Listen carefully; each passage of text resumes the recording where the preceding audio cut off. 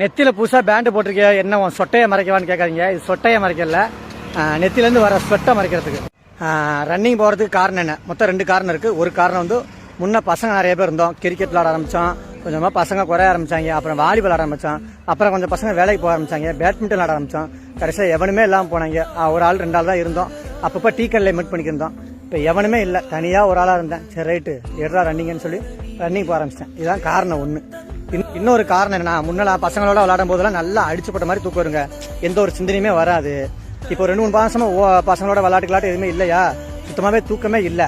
என்ன ரீசன்னா, இப்போதான் செல்லை திறந்தாலும் இன்ஸ்டாகிராம் போனாலும் சரி, யூடியூப் போனாலும் சரி, நடந்து போய்க்கிறதுக்கா மாறி போகிறது, வண்டி ஓட்டிக்கிறதுக்கா ஹார்ட் அட்டாக் வந்து இறந்து போகிறாங்க. தூங்கி கிடக்கிறதுக்கு ஹார்ட் அட்டாக் வருதுங்க. 20 வயசு பையனுக்கு ஹார்ட் அட்டாக் வருது, 30 வயசு பையனுக்கு ஹார்ட் அட்டாக் வருது. யார் யாருக்கு எப்பப்போ வரும்னு தெரியல. ரொம்ப அதெல்லாம் பார்க்கும்போது எனக்கே பயம் வந்துருச்சு. தூங்கும்போது நிம்மதியாக தூக்கமே வராது, மனசுக்குள்ள ஃபுல்லாமே அதை ஓடிக்கிட்டு இருக்கும். நமக்கு ஏதாச்சும் ஆயிடுமோ, ஏன்னா நம்ம வேற குடும்பஸ்தானா வேற இருக்கும், நமக்கு ஏதாச்சும் ஆச்சு நம்ம குடும்பத்தை யாரா பார்த்துப்பா அப்படிங்கிற பயம் ரொம்ப வர ஆரம்பிச்சிருச்சு. அப்போதான் நான் யூடியூப்ல இந்த மாதிரி இன்ஸ்டாகிராமில் எல்லாத்துலையும் ரன்னிங்கை பற்றி தெரிஞ்சுக்கிட்டேன். ரன்னிங் ஓட இவ்வளோ பெனிஃபிட் இருக்கா அப்படின்னு தெரிஞ்சதுலேருந்தாங்க நான் ரன்னிங்கை எடுத்தேன்.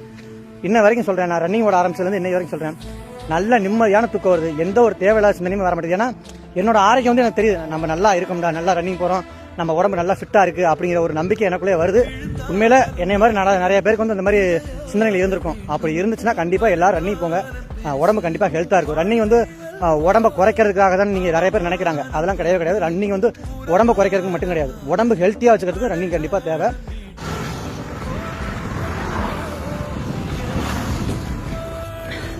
5 கிலோமீட்டர் கம்ப்ளீட்டட்.